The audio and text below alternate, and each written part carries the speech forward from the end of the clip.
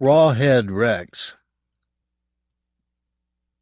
Of all the conquering armies that had tramped the streets of Zeal down the centuries, it was finally the mild tread of the Sunday tripper that brought the village to its knees. It had suffered Roman legions and the Norman conquest. It had survived the agonies of civil war, all without losing its identity to the occupying forces. But after centuries of boot and blade, it was to be the tourists, the new barbarians, that bested Zeal, their weapons, courtesy, and hard cash. It was ideally suited for the invasion. 40 miles southeast of London, amongst the orchards and hop fields of the Kentish Weald, it was far enough from the city to make the trip an adventure, yet close enough to beat a quick retreat if the weather turned foul. Every weekend between May and October, Zeal was a watering hole for parched Londoners. They would swarm through the village on each Saturday that promised sun, bringing their dogs, their plastic balls, their litters of children, and their children's litter, disgorging them in bawling hordes onto the village green, then returning to the tall man to compare traffic stories over glasses of warm beer. For their part, the zealots weren't unduly distressed by the Sunday trippers. At least they didn't spill blood. But their very lack of aggression made the invasion all the more insidious. Gradually, these city-weary people began to work a gentle but permanent change on the village. Many of them set their hearts on a home in the country.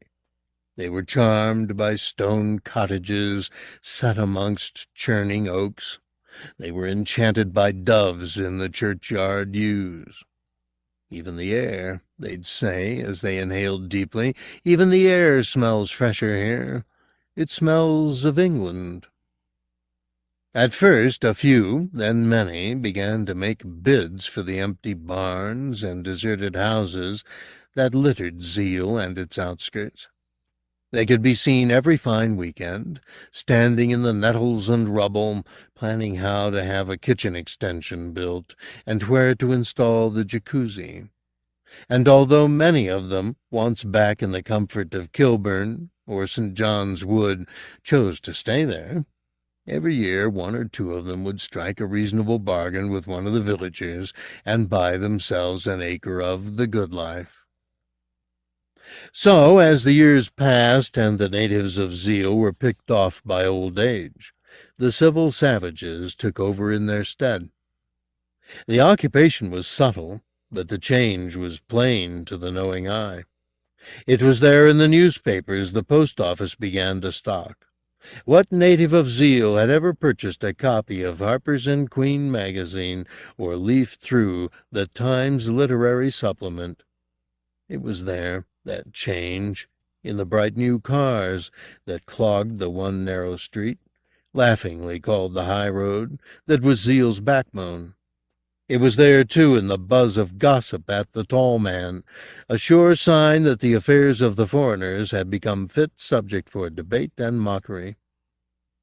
Indeed, as time went by, the invaders found a yet more permanent place in the heart of Zeal, as the perennial demons of their hectic lives, cancer and heart disease, took their toll, following their victims even into his new-found land. Like the Romans before them, like the Normans, like all invaders, the commuters made their profoundest mark upon this usurped turf, not by building on it, but by being buried under it. It was clammy, the middle of that September, Zeal's last September.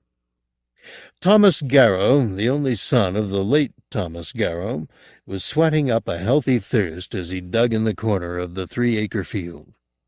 There'd been a violent rainstorm the previous day, Thursday, and the earth was sodden.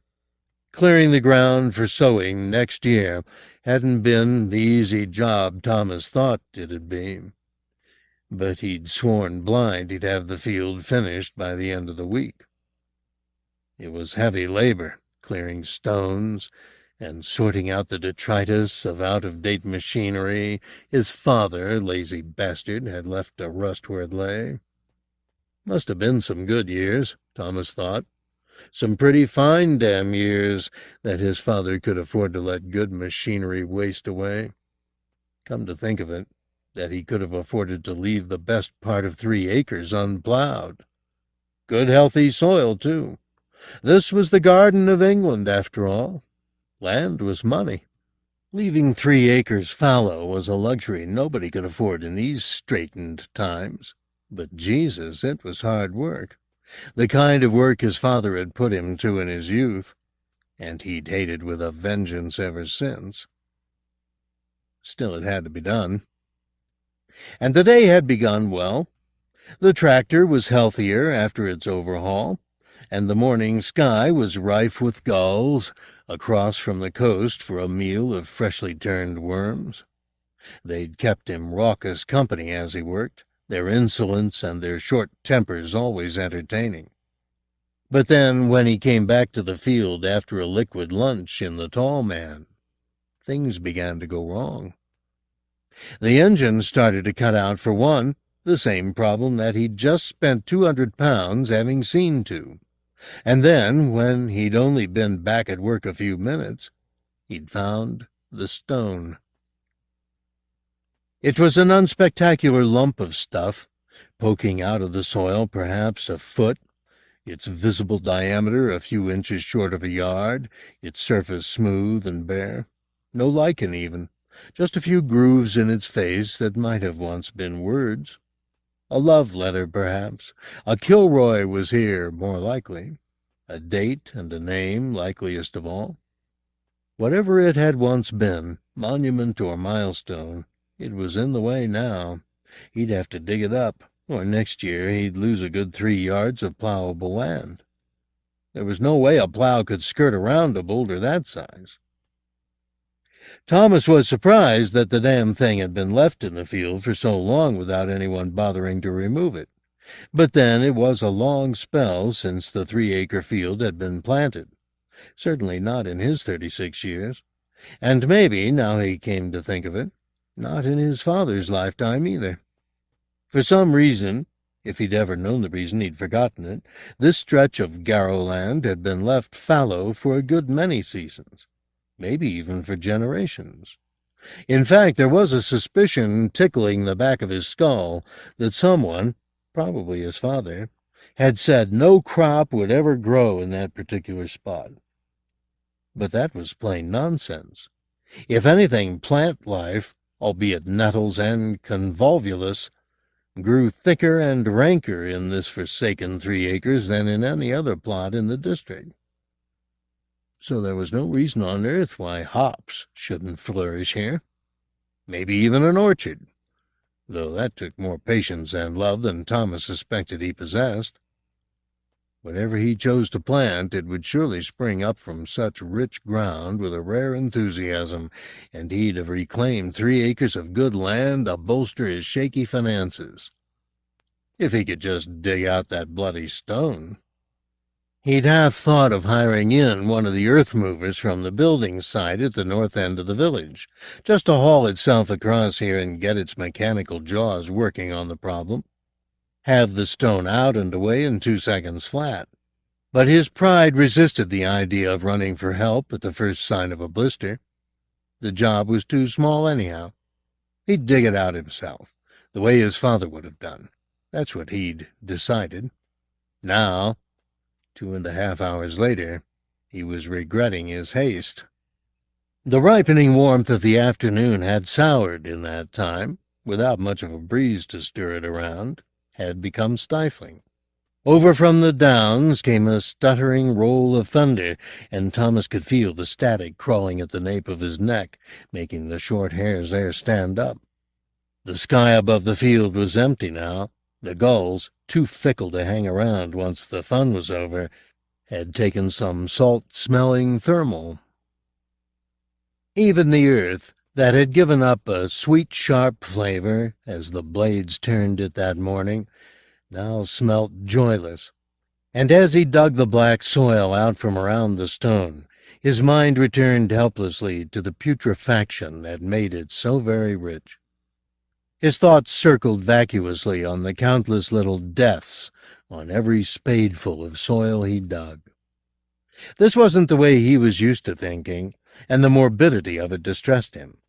He stopped for a moment, leaning on his spade and regretting the 4th pint of Guinness he'd downed at lunch.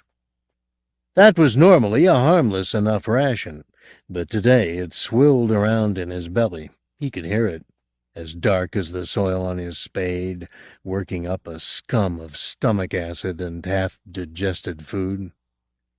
Think of something else, he told himself, or you'll get to puking. To take his mind off his belly, he looked at the field. It was nothing out of the ordinary, just a rough square of land, bounded by an untrimmed hawthorn hedge. 1 or 2 dead animals lying in the shadow of the hawthorn, a starling, something else too far gone to be recognizable. There was a sense of absence, but that wasn't so unusual. It would soon be autumn, and the summer had been too long, too hot for comfort. Looking up higher than the hedge, he watched the Mongol-headed cloud discharge a flicker of lightning to the hills. What had been the brightness of the afternoon was now pressed into a thin line of blue at the horizon. Rain soon, he thought, and the thought was welcome. Cool rain, perhaps a downpour like the previous day. Maybe this time it would clear the air good and proper. Thomas stared back down at the unyielding stone and struck it with his spade. A tiny arc of white flame flew off. He cursed loudly and inventively. The stone, himself, the field. The stone just sat there in the moat he'd dug around it, defying him. He'd almost run out of options. The earth around the thing had been dug out 2 feet down. He'd hammered stakes under it, chained it, and then got the tractor going to haul it out. No joy. Obviously, he'd have to dig the moat deeper, drive the stakes further down. He wasn't going to let the damn thing beat him. Grunting his determination, he set to digging again. A fleck of rain hit the back of his hand, but he scarcely noticed it. He knew by experience that labor like this took singularity of purpose. Head down, ignore all distractions. He made his mind blank. There was just the earth, the spade, the stone, and his body. Push down, scoop up. Push down, scoop up. A hypnotic rhythm of effort. The trance was so total he wasn't sure how long he worked before the stone began to shift. The movement woke him. He stood upright, his vertebrae clicking, not quite certain that the shift was anything more than a twitch in his eye. Putting his heel against the stone, he pushed. Yes, it rocked in its grave. He was too drained to smile, but he felt victory close. He had the bugger. The rain was starting to come on heavier now, and it felt fine on his face. He drove a couple more stakes in around the stone to unseat it a little further. He was going to get the better of the thing. You'll see, he said, you'll see. The 3rd stake went deeper than the first 2, and it seemed to puncture a bubble of gas beneath the stone, a yellowish cloud smelling so foul he stepped away from the hole to snatch a breath of purer air. There was none to be had. All he could do was hawk up a wad of phlegm to clear his throat and lungs. Whatever was under the stone, and there was something animal in the stench, it was very rotten. He forced himself back down to the work, taking gasps of the air into his mouth, not through his nostrils. His head felt tight, as though his brain was swelling and straining against the dome of his skull, pushing to be let out. "Fuck you," he said, and beat another stake under the stone. His back felt as though it was about to break. On his right hand a blister had bust. A cleg sat on his arm and feasted itself, unswatted. "Do it! Do it! Do it!" He beat the last stake in without knowing he was doing it, and then the stone began to roll. He wasn't even touching it. The stone was being pushed out of its seating from beneath. He reached for his spade, which was still wedged beneath the stone. He suddenly felt possessive of it. It was his, a part of him, and he didn't want it near the hole. Not now, now with the stone rocking like it had a geyser under it about to blow, not with the air yellow, and his brain swelling up like a marrow in August. He pulled hard on his spade. It wouldn't come. He cursed it, and took two hands to the job, keeping at arm's length from the hole as he hauled, the increasing motion of the stone slinging up showers of soil, lice, and pebbles. He heaved at the spade again, but it wouldn't give. He didn't stop to analyze the situation. The work had sickened him. All he wanted was to get his spade, out of the hole and get the hell out of there. The stone bucked, but still he wouldn't let go of the spade. It had become fixed in his head that he had to have it before he could leave. Only when it was back in his hand, safe and sound, would he obey his bowels and run. Beneath his feet the ground began to erupt. The stone rolled away from the tomb as if feather light. A second cloud of gas, more obnoxious than the first, seemed to blow it on its way. At the same time the spade came out of the hole, and Thomas saw what had hold of it. Suddenly there was no sense in heaven or earth.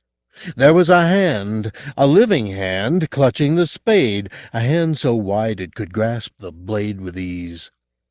Thomas knew the moment well. The splitting earth, the hand, the stench. He knew it from some nightmare he'd heard at his father's knee. Now he wanted to let go of the spade, but he no longer had the will. All he could do was obey some imperative from underground, to haul until his ligaments tore and his sinews bled.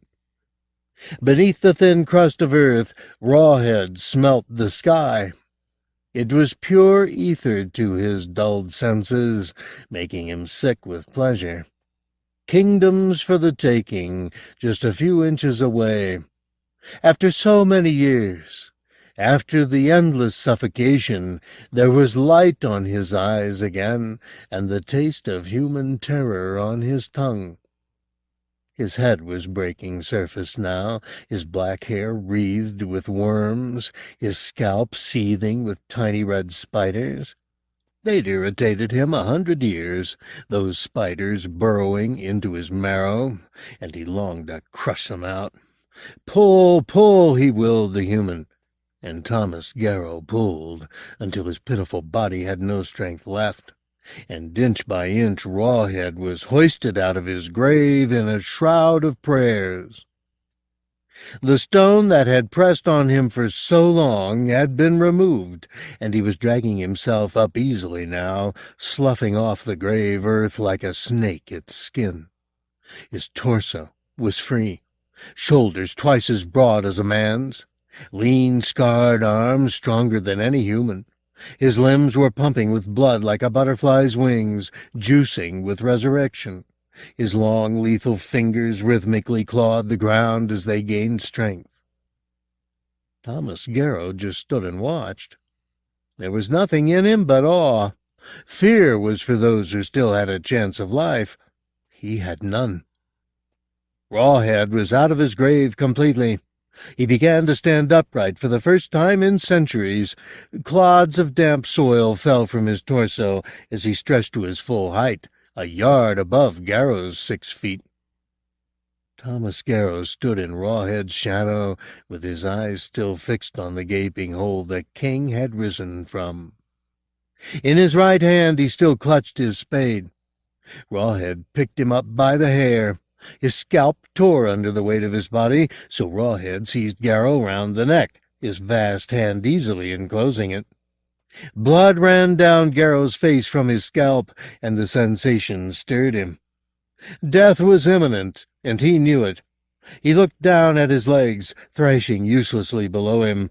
Then he looked up and stared directly into Rawhead's pitiless face. It was huge, like the harvest moon, huge and amber. But this moon had eyes that burned in its pallid, pitted face. They were for all the world like wounds, those eyes.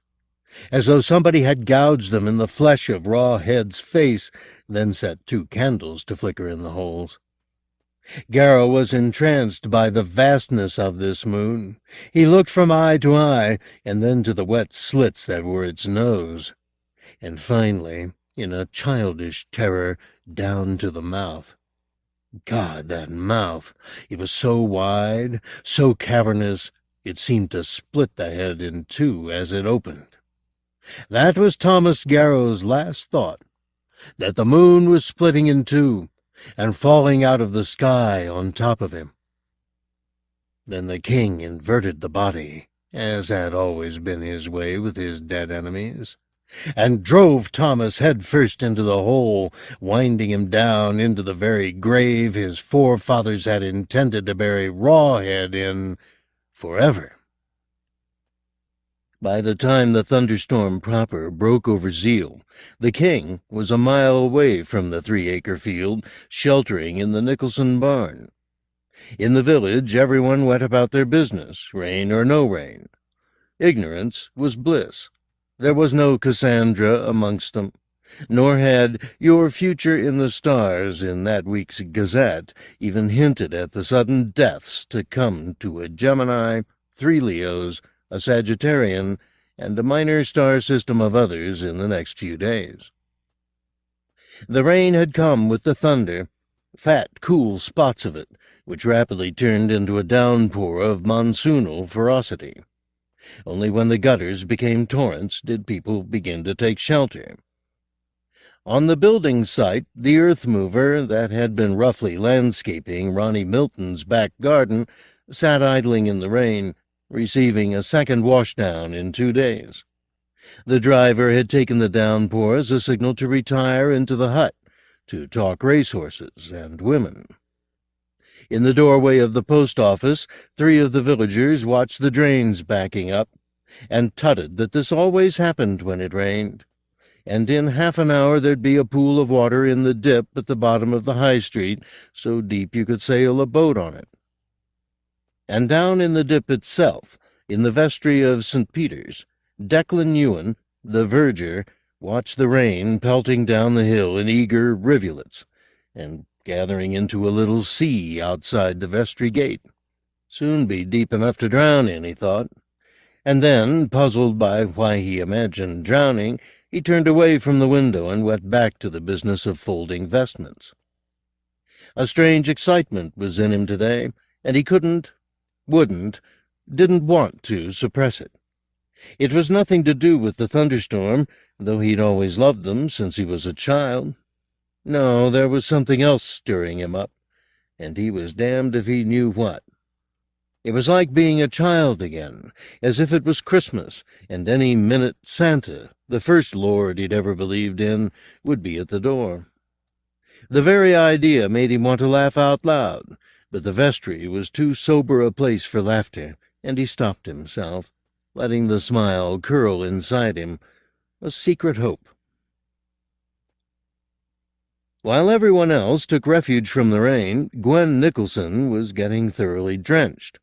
She was still in the yard behind the house, coaxing Amelia's pony towards the barn. The thunder had made the stupid beast jittery, and it didn't want to budge. Now Gwen was soaked and angry. "Will you come on, you brute?" she yelled at it over the noise of the storm. The rain lashed the yard and pummeled the top of her head. Her hair was flattened. "Come on, come on!" The pony refused to budge. Its eyes showed crescents of white in its fear, and the more the thunder rolled and crackled around the yard, the less it wanted to move. Angrily, Gwen slapped it across the backside, harder than she strictly needed to. It took a couple of steps in response to the blow, dropping steaming turds as it went, and Gwen took the advantage. Once she had it moving, she could drag it the rest of the way. "Warm barn," she promised it. "Come on, it's wet out here. You don't want to stay out here." The barn door was slightly ajar. Surely it must look like an inviting prospect, she thought, even to a pea-brained pony. She dragged it to within spitting distance of the barn, and one more slap got it through the door.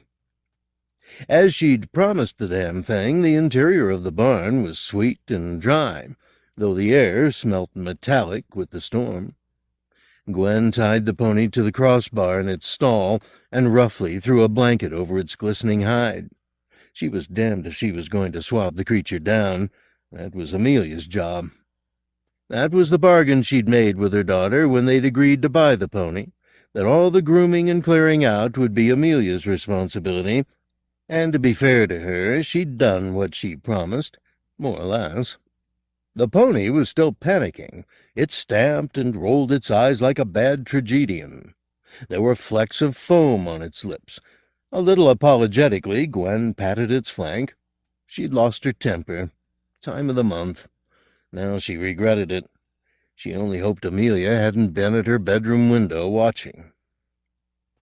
A gust of wind caught the barn door, and it swung closed. The sound of rain on the yard outside was abruptly muted. It was suddenly dark. The pony stopped stamping. Gwen stopped stroking its side. Everything stopped. Her heart, too, it seemed. Behind her, a figure that was almost twice her size rose from beyond the bales of hay. Gwen didn't see the giant, but her innards churned. Damned periods, she thought, rubbing her lower belly in a slow circle. She was normally as regular as clockwork, but this month she'd come on a day early. She should go back to the house, get changed, get clean. Rawhead stood and looked at the nape of Gwen Nicholson's neck, where a single nip would easily kill. But there was no way he could bring himself to touch this woman. Not today. She had the blood cycle on her. He could taste its tang, and it sickened him. It was taboo, that blood, and he had never taken a woman poisoned by its presence. Feeling the damp between her legs, Gwen hurried out of the barn without looking behind her, and ran through the downpour back to the house, leaving the fretting pony in the darkness of the barn. Rawhead heard the woman's feet recede, heard the house door slam. He waited to be sure she wouldn't come back. Then he padded across to the animal, reached down, and took hold of it. The pony kicked and complained, but Rawhead had in his time taken animals far bigger and far better armed than this. He opened his mouth. The gums were suffused with blood as the teeth emerged from them like claws unsheathed from a cat's paw. There were 2 rows on each jaw, 24 needle-sharp points. They gleamed as they closed around the meat of the pony's neck. Thick, fresh blood poured down Rawhead's throat. He gulped it greedily. The hot taste of the world. It made him feel strong and wise. This was only the first of many meals he would take. He'd gorge on anything that took his fancy, and nobody would stop him, not this time. And when he was ready, he'd throw those pretenders off his throne. He'd cremate them in their houses. He'd slaughter their children and wear their infants' bowels as necklaces. This place was his. Just because they'd tamed the wilderness for a while didn't mean they owned the earth. It was his, and nobody would take it from him, not even the holiness. He was wise to that, too. They'd never subdue him again.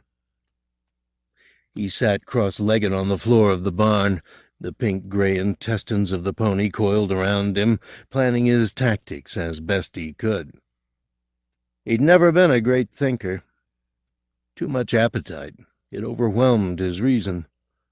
He lived in the eternal present of his hunger and his strength, feeling only the crude territorial instinct that would sooner or later blossom into carnage.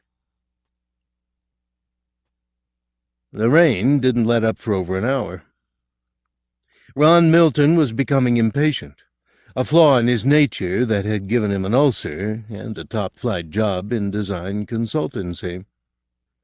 What Milton could get done for you couldn't be done quicker. He was the best, and he hated sloth in other people as much as in himself.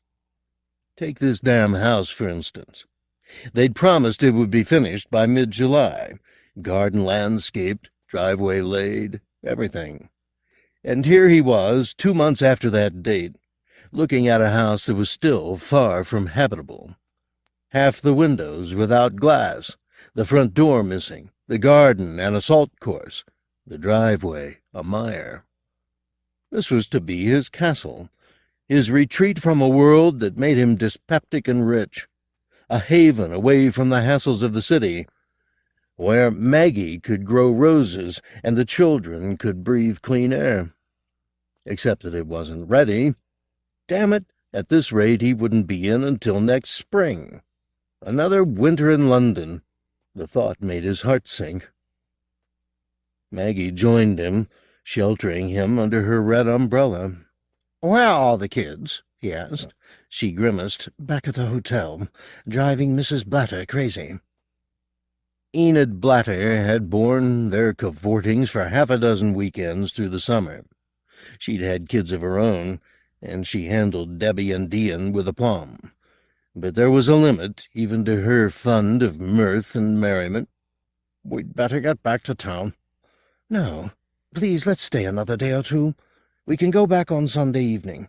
I want us all to go to the Harvest Festival service on Sunday." Now it was Ron's turn to grimace. "Oh, hell. It's all part of village life, Ronnie. If we're going to live here, we have to become part of the community." He whined like a little boy when he was in this kind of mood. She knew him so well she could hear his next words before he said them. "I don't want to." "Well, we've no choice." "We can go back tonight." "Ronnie, there's nothing we can do here. The kids are bored, you're miserable." Maggie had set her features in concrete.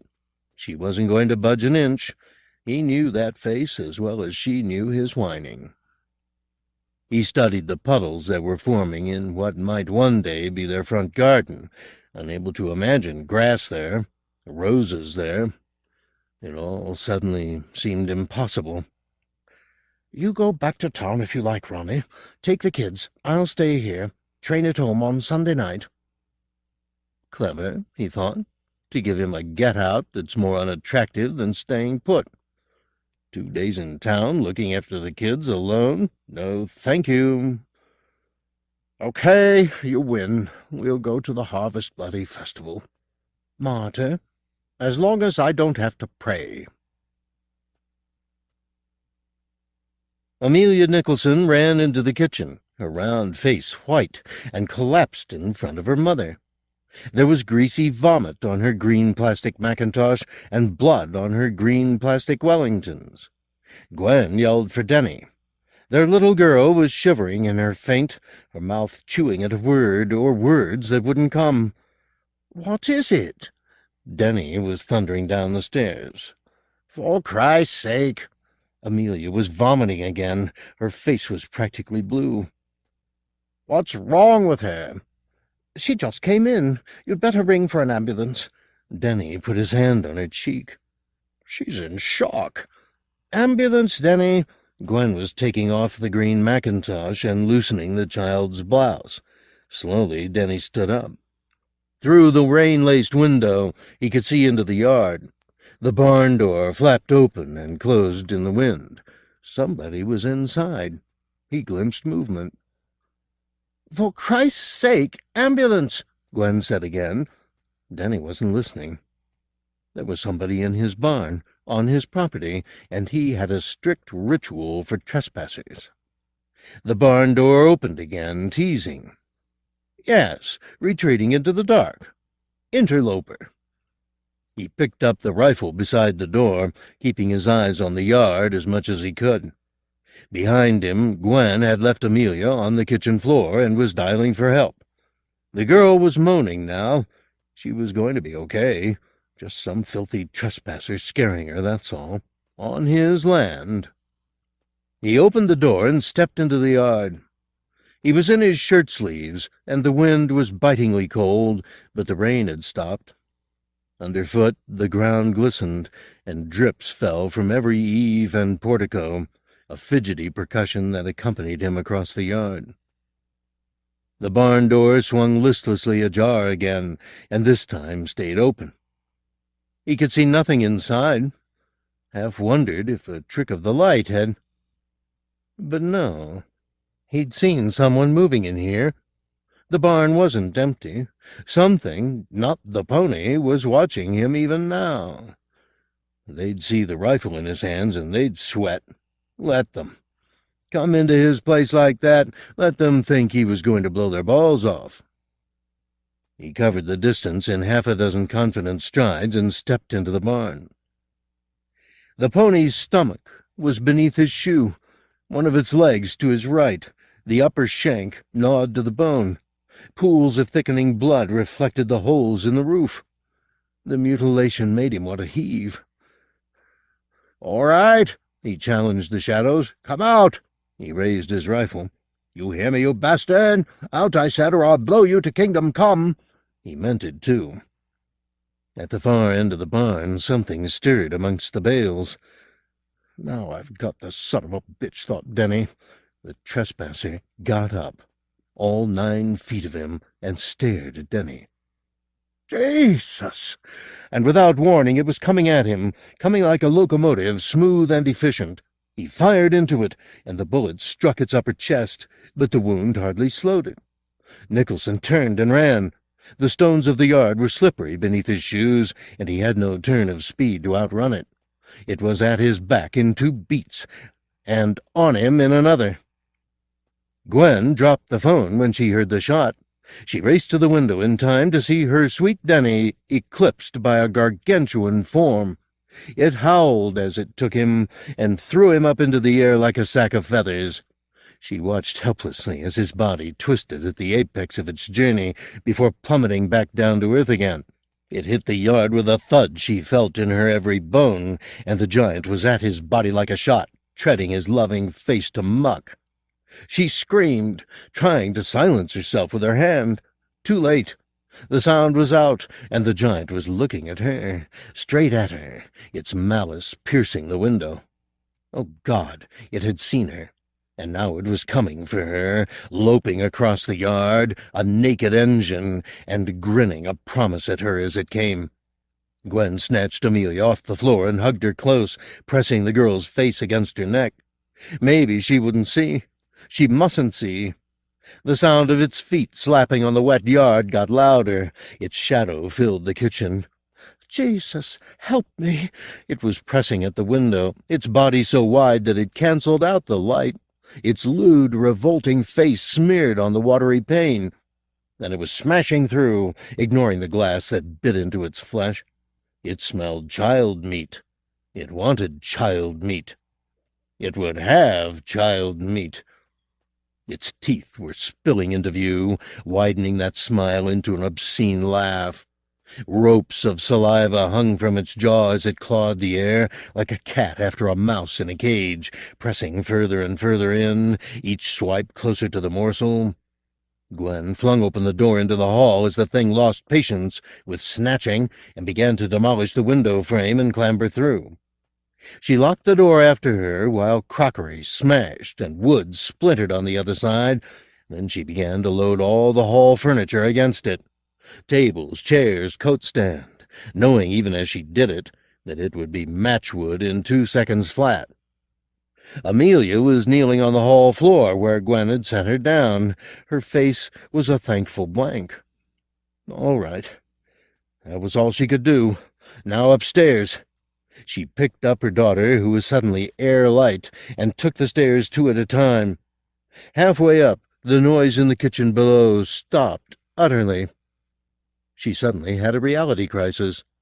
On the landing where she stood, all was peace and calm. Dust gathered minutely on the window-sills. Flowers wilted. All the infinitesimal domestic procedures were on as though nothing had happened.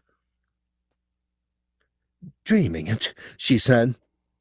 God, yes, dreaming it. She sat down on the bed Denny and she had slept in together for 8 years, and tried to think straight. Some vile menstrual nightmare, that's what it was. Some rape fantasy out of all control. She lay Amelia on the pink eiderdown. Denny hated pink, but suffered it for her sake, and stroked the girl's clammy forehead. Dreaming it. Then the room darkened, and she looked up, knowing what she'd see. It was there, The nightmare. All over the upper windows, its spidery arms spanning the width of the glass, clinging like an acrobat to the frame, its repellent teeth sheathing and unsheathing as it gawped at her terror. In one swooping movement, she snatched Amelia up from the bed and dived towards the door. Behind her, glass shattered, and a gust of cold air swept into the bedroom. It was coming. She ran across the landing to the top of the stairs, but it was after her in a heart's beat, ducking through the bedroom door, its mouth a tunnel. It whooped as it reached to steal the mute parcel in her arms, huge in the confined space of the landing. She couldn't outrun it. She couldn't outfight it. Its hands fixed on Amelia with insolent ease and tugged. The child screamed as it took her fingernails raking 4 furrows across her mother's face as she left her arms. Gwen stumbled back, dizzied by the unthinkable sight in front of her, and lost balance at the top of the stairs. As she fell backwards, she saw Amelia's tear-stained face, doll-stiff, being fed between those rows of teeth. Then her head hit the banister, and her neck broke. She bounced down the last 6 steps, a corpse. The rainwater had drained away a little by early evening, but the artificial lake at the bottom of the dip still flooded the road to a depth of several inches. Serenely, it reflected the sky. Pretty, but inconvenient. Reverend Coote quietly reminded Declan Ewan to report the blocked drains to the county council. It was the 3rd time of asking, and Declan blushed at the request. "Sorry, I'll—" "All right, no problem, Declan, but we really must get them cleared." A vacant look, a beat, a thought. "Autumn, fall always clogs them again, of course." Coote made a roughly cyclical gesture, intending a sort of observation about how it really wouldn't make that much difference when or if the council cleared the drains. Then the thought disappeared. There were more pressing issues. For one, the Sunday sermon. For a second, the reason why he couldn't make much sense of sermon writing this evening. There was an unease in the air today that made every reassuring word he committed to paper curdle as he wrote it.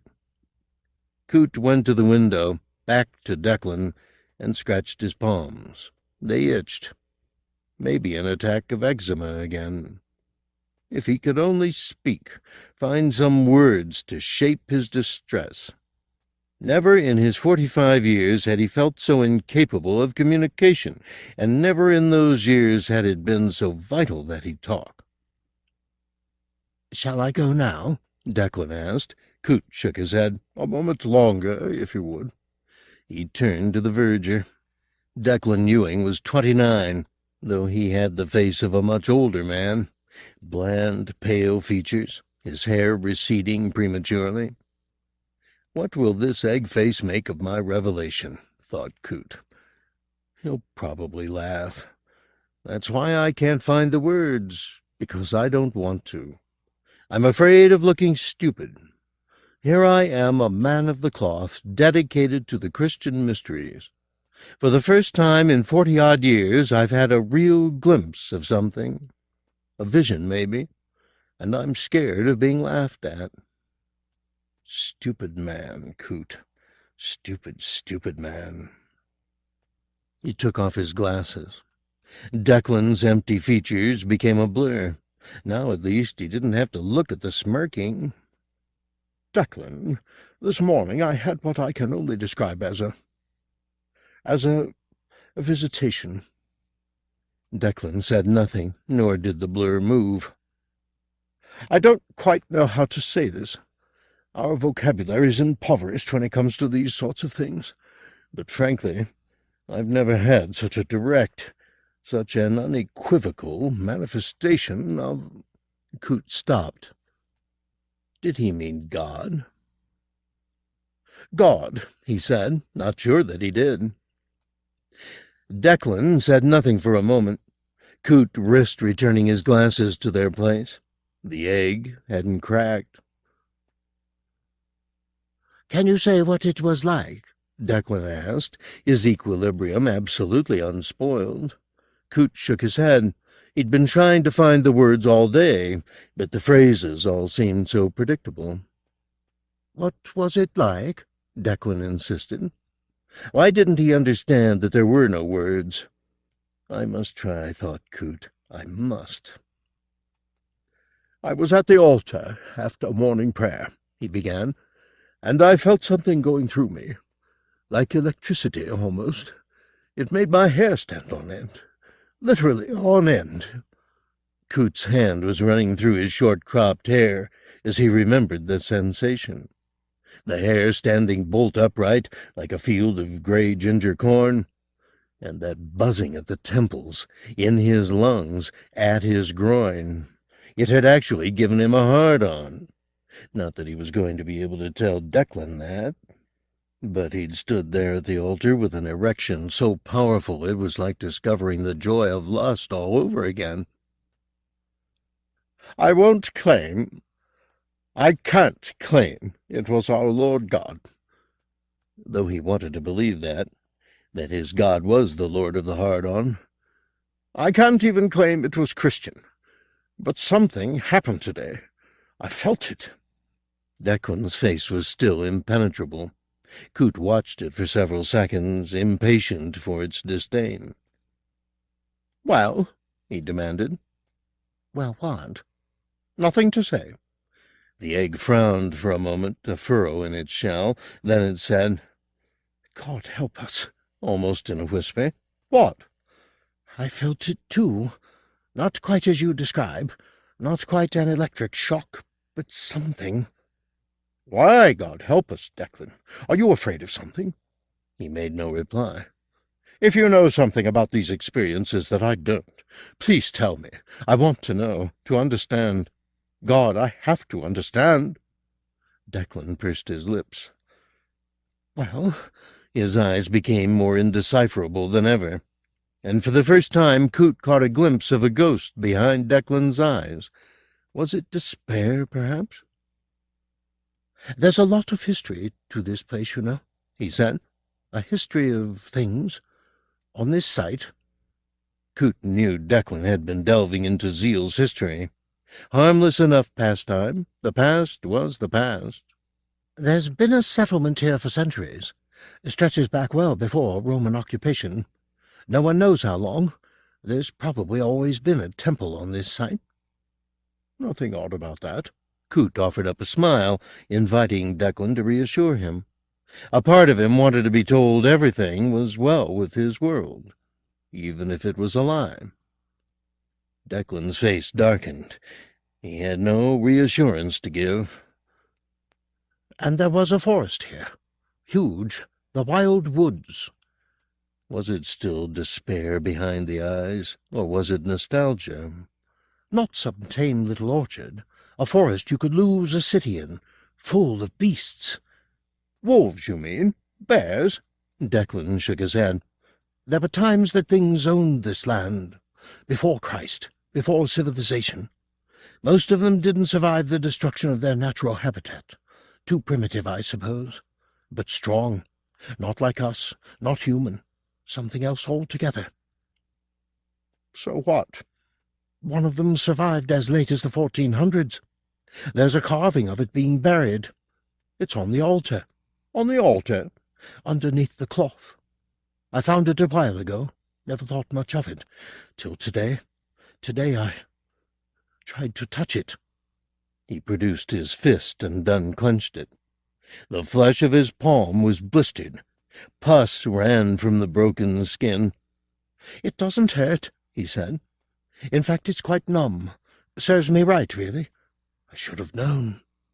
Coote's first thought was that the man was lying. His second was that there was some logical explanation. His third was his father's dictum, "Logic is the last refuge of a coward." Declan was speaking again. This time he was seeping excitement. "They called it Rawhead." "What?" "The beast they buried. It's in the history books. Rawhead it was called, because its head was huge, and the color of the moon, and raw, like meat. Daquin couldn't stop himself now. He was beginning to smile. "It ate children," he said, and beamed like a baby about to receive its mother's tit. It wasn't until early on the Saturday morning that the atrocity at the Nicholson farm was discovered. Mick Glossop had been driving up to London, and he'd taken the road that ran beside the farm. "Don't know why. Don't usually. Funny, really." And Nicholson's Frisian herd was kicking up a row at the gate, their udders distended. They'd clearly not been milked in 24 hours. Glossop had stopped his jeep on the road and gone into the yard. The body of Denny Nicholson was already crawling with flies, though the sun had barely been up an hour. Inside the house, the only remains of Amelia Nicholson were shreds of a dress and a casually discarded foot. Gwen Nicholson's unmutilated body lay at the bottom of the stairs. There was no sign of a wound or any sexual interference with the corpse. By 9:30, Zeal was swarming with police, and the shock of the incident registered on every face in the street. Though there were conflicting reports as to the state of the bodies, there was no doubt of the brutality of the murders, especially the child, dismembered, presumably, her body taken away by her killer for God knows what purpose. The murder squad set up a unit at the Tall Man, while house-to-house interviews were conducted throughout the village. Nothing came immediately to light. No strangers seen in the locality. No more suspicious behavior from anyone than was normal for a poacher or a bent building merchant. It was Enid Blatter, she of the ample bust and the motherly manner, who mentioned that she hadn't seen Tom Garrow for over 24 hours. They found him where his killer had left him, the worse for a few hours of picking. Worms at his head and gulls at his legs. The flesh of his shins where his trousers had slid out of his boots were pecked to the bone. When he was dug up, families of refugee lice scurried from his ears. The atmosphere in the hotel that night was subdued. In the bar, Detective Sergeant Gissing, down from London to head the investigation, had found a willing ear in Ron Milton. He was glad to be conversing with a fellow Londoner, and Milton kept them both in scotch and water for the best part of 3 hours. 20 years in the force, Gissing kept repeating, and I've never seen anything like it. Which wasn't strictly true.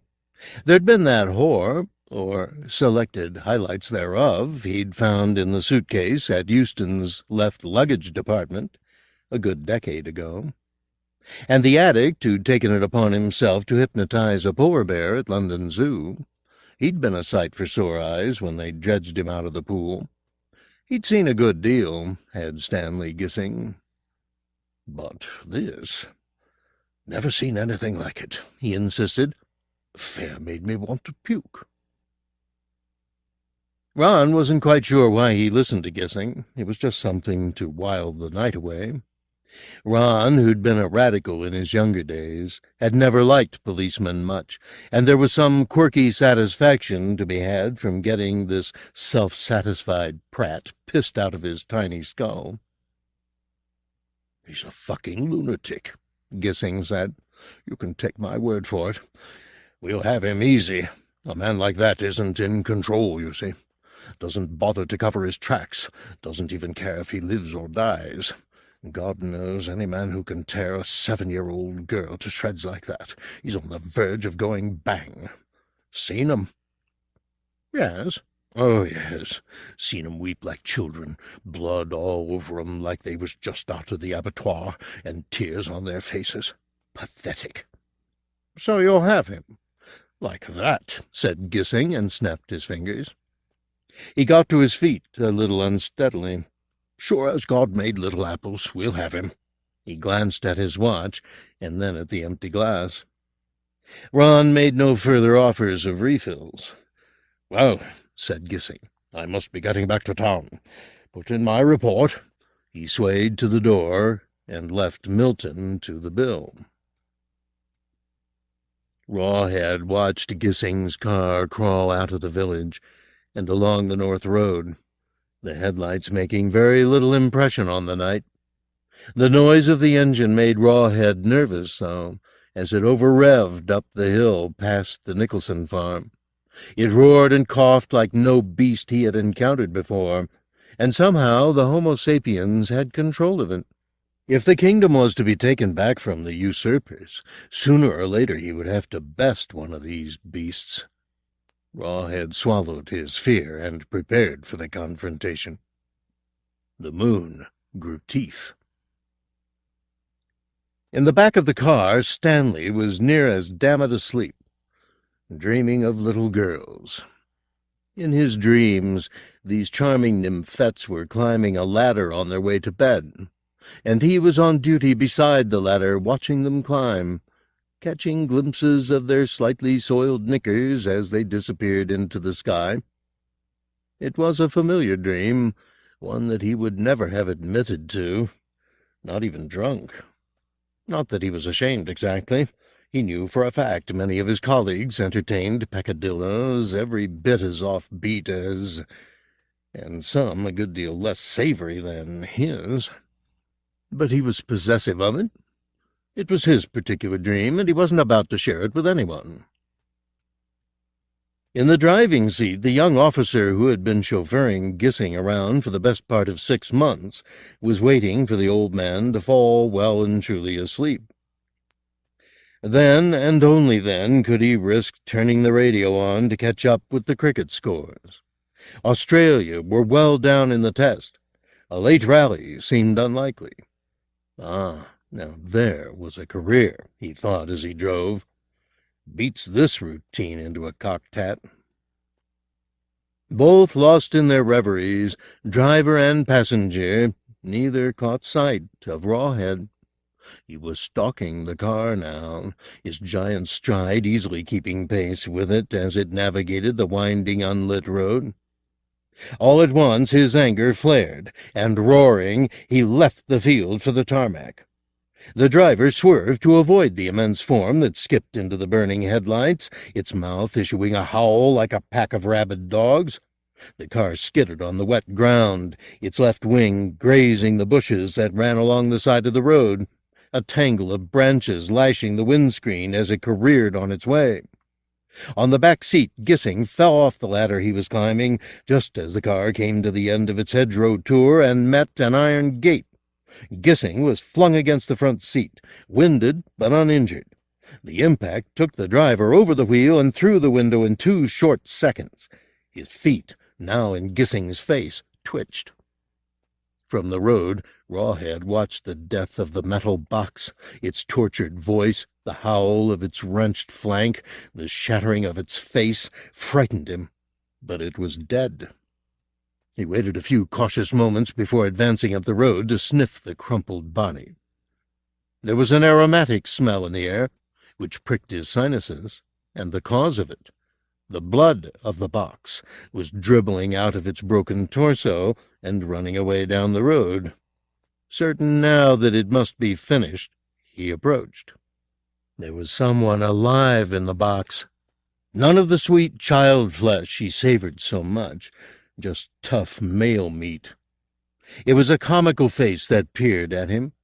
Round, wild eyes, its silly mouth opened and closed like a fish's. He kicked the box to make it open, and when that didn't work, he wrenched off the doors. Then he reached and drew the whimpering male out of his refuge. Was this one of the species that had subdued him? This fearful mite with its jelly lips? He laughed at its pleas, then turned Gissing on his head and held him upside down by 1 foot. He waited until the cries died down, then reached between the twitching legs and found the mite's manhood. Not large, quite shrunk, in fact, by fear. Gissing was blathering all kinds of stuff. None of it made any sense. The only sound Rawhead understood from the mouth of the man was this sound he was hearing now, this high-pitched shriek that always attended a gelding. Once finished, he dropped Gissing beside the car. A fire had begun in the smashed engine. He could smell it. He was not so much a beast that he feared fire. Respected it, yes, but not feared. Fire was a tool. He'd used it many times, to burn out enemies, to cremate them in their beds. Now he stepped back from the car as the flame found the petrol, and fire erupted into the air. Heat balled towards him, and he smelt the hair on the front of his body crisp. But he was too entranced by the spectacle not to look. The fire followed the blood of the beast, consuming Gissing and licking along the rivers of petrol like an eager dog after a trail of piss. Rawhead watched and learned a new and lethal lesson. In the chaos of his study, Coot was unsuccessfully fighting off sleep. He'd spent a good deal of the evening at the altar, some of it with Declan. Tonight there'd be no praying, just sketching. Now he had a copy of the altar carving on his desk in front of him, and he'd spent an hour just staring at it. The exercise had been fruitless. Either the carving was too ambiguous, or his imagination lacked breadth. Whichever, he could make very little sense of the image. It pictured a burial, certainly, but that was about all he was able to work out. Maybe the body was a little bigger than that of the mourners, but nothing exceptional. He thought of Zeal's pub, the tall man, and smiled. It might well have pleased some medieval wit to picture the burial of a brewer under the altar cloth. In the hall, the sick clock struck 12:15, which meant it was almost 1. Coot got up from his desk, stretched, and switched off the lamp. He was surprised by the brilliance of the moonlight streaming through the crack in the curtain. It was a full harvest moon, and the light, though cold, was luxuriant. He put the guard in front of the fire and stepped into the darkened hallway, closing the door behind him. The clock ticked loudly. Somewhere over towards Goudhurst he heard the sound of an ambulance siren. What's happening, he wondered, and opened the front door to see what he could see. There were car headlights on the hill, and the distant throb of blue police lights, more rhythmical than the ticking at his back. Accident on the North Road. Early for ice, and surely not cold enough. He watched the lights, set on the hill like jewels on the back of a whale winking away. It was quite chilly, come to think of it. No weather to be standing in the... He frowned. Something caught his eye, a movement in the far corner of the churchyard, underneath the trees. The moonlight etched the scene in monochrome. Black yews, grey stones, a white chrysanthemum strewing its petals on a grave. And black in the shadow of the yews, but outlined clearly against the slab of a marble tomb beyond. A giant. Coot stepped out of the house in slippered feet. The giant was not alone. Somebody was kneeling in front of it, a smaller, more human shape, its face raised and clear in the light. It was Declan. Even from a distance it was clear that he was smiling up at his master. Coot wanted to get closer, a better look at the nightmare. As he took his third step, his foot crunched on a piece of gravel. The giant seemed to shift in the shadows. Was it turning to look at him? Coot chewed on his heart. No, let it be deaf. Please, God, let it not see me. Make me invisible. The prayer was apparently answered. The giant made no sign of having seen him approach. Taking courage, Coot advanced across the pavement of gravestones, dodging from tomb to tomb for cover, barely daring to breathe. He was within a few feet of the tableau now, and he could see the way the creature's head was bowed towards Declan. He could hear the sound like sandpaper on stone it was making at the back of its throat. But there was more to the scene. Declan's vestments were torn and dirtied, his thin chest bare. Moonlight caught his sternum, his ribs. His state and his position were unequivocal. This was adoration, pure and simple. The coot heard the splashing. He stepped closer and saw that the giant was directing a glistening rope of its urine onto Declan's upturned face. It splashed into his slackly opened mouth. It ran over his torso. The gleam of joy didn't leave Declan's eyes for a moment as he received this baptism. Indeed, he turned his head from side to side in his eagerness to be totally defiled. The smell of the creature's discharge wafted across to Coot. It was acidic, vile. How could Declan bear to have a drop of it on him, much less bathe in it? Coot wanted to cry out, stop the depravity. But even in the shadow of the yew, the shape of the beast was terrifying. It was too tall and too broad to be human. This was surely the beast of the wild woods Declan had been trying to describe. This was the child-devourer. Had Declan guessed, when he eulogized about the monster, what power it would have over his imagination? Had he known all along that if the beast were to come sniffing for him, he'd kneel in front of it, call it Lord? Before Christ, before civilization, he'd said. Let it discharge its bladder onto him and smile? Yes. Oh, yes. And so let him have his moment. Don't risk your neck for him, Coot thought. He's where he wants to be. Very slowly he backed off towards the vestry, his eyes still fixed on the degradation in front of him. The baptism dribbled to a halt, but Declan's hands, cupped in front of him, still held a quantity of fluid. He put the heels of his hands to his mouth and drank. Coot gagged, unable to prevent himself. For an instant he closed his eyes to shut out the sight, and opened them again to see that the shadowy head had turned towards him, and was looking at him with eyes that burned in the blackness. Christ almighty! It saw him. For certain this time it saw him. It roared, and its head changed shape in the shadow. Its mouth opened so horribly wide. Sweet Jesus! Already it was charging towards him, antelope lithe, leaving its acolyte slumped beneath the tree.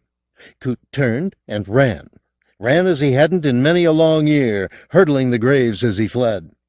It was just a few yards, the door, some kind of safety. Not for long, maybe, but time to think, to find a weapon. Run, you old bastard! Christ the race! Christ the prize! 4 yards! Run! The door was open. Almost there. A yard to go. He crossed the threshold and swung round to slam the door on his pursuer. But no! Rawhead had shot his hand through the door, a hand 3 times the size of a human hand. He was snatching at the empty air, trying to find Coot, the roars relentless. Coot threw his full weight against the oak door. The door's stile, edged with iron, bit into Rawhead's forearm. The roar became a howl. Venom and agony mingled in a din that was heard from one end of Zeal to the other.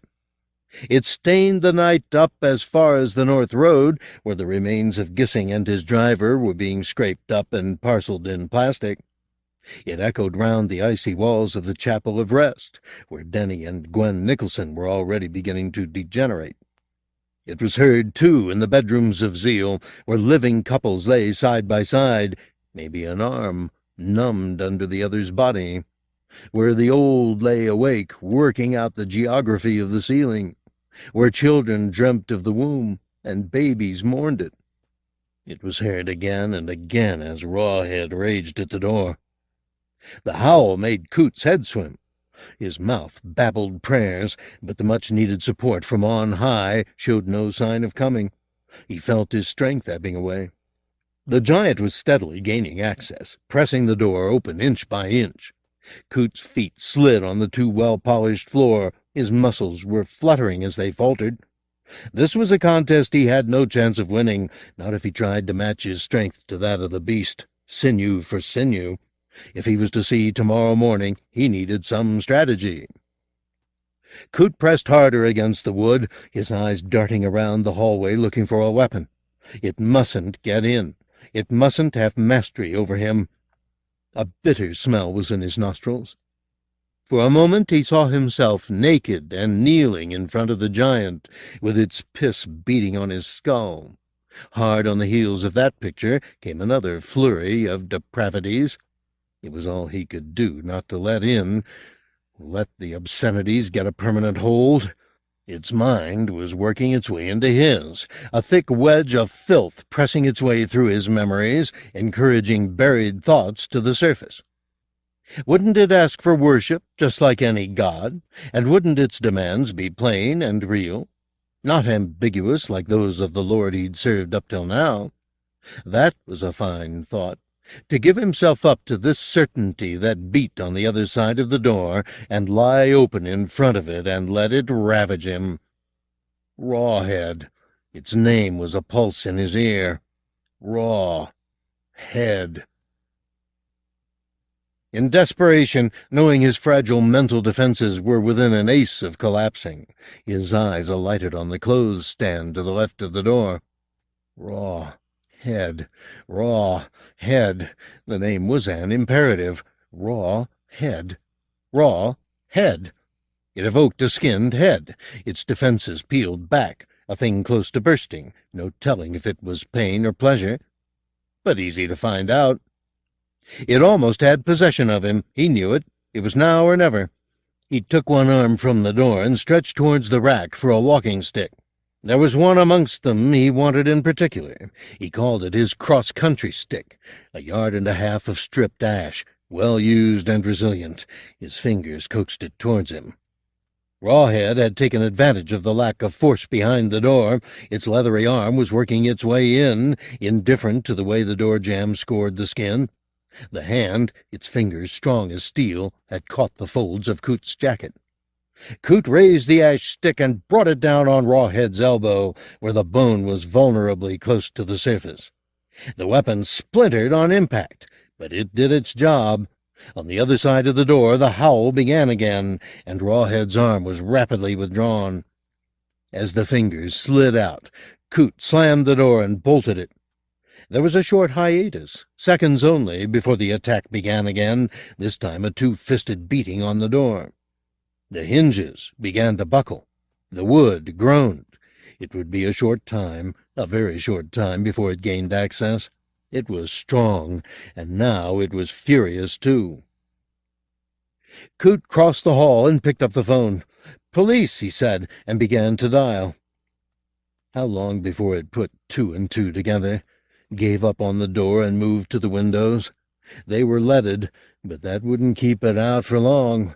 He had minutes at the most, probably seconds, depending on its brain power. His mind, loosed from Rawhead's grasp, was a chorus of fragmented prayers and demands. "If I die," he found himself thinking, "will I be rewarded in heaven for dying more brutally than any country vicar might reasonably expect? Is there compensation in paradise for being disemboweled in the front hall of your own vestry?" There was only one officer left on duty at the police station. The rest were up on the North Road, clearing up after Gissing's party. The poor man could make very little sense of Reverend Coot's pleas, but there was no mistaking the sound of splintering wood that accompanied the babbles, nor the howling in the background. The officer put the phone down and radioed for help. The patrol on the North Road took 20, maybe 25 seconds to answer. In that time, Rawhead had smashed the central part of the vestry door and was now demolishing the rest. Not that the patrol knew that. After the sights they'd faced up there, the chauffeur's charred body, Gissing's missing manhood, they had become insolent with experience, like our old war veterans. It took the officer at the station a good minute to convince them of the urgency in Coot's voice. In that time, Rawhead had gained access.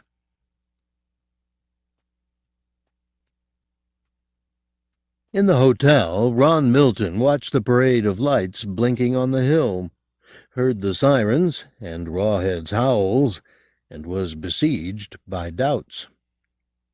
Was this really the country village he had intended to settle himself and his family in?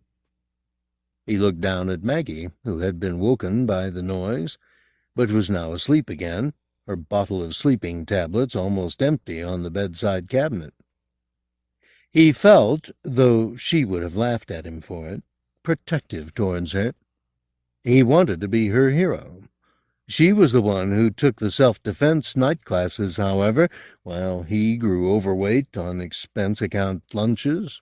It made him inexplicably sad to watch her sleep, knowing he had so little power over life and death. Rawhead stood in the hall of the vestry in a confetti of shattered wood. His torso was pinpricked with splinters, and dozens of tiny wounds bled down his heaving bulk.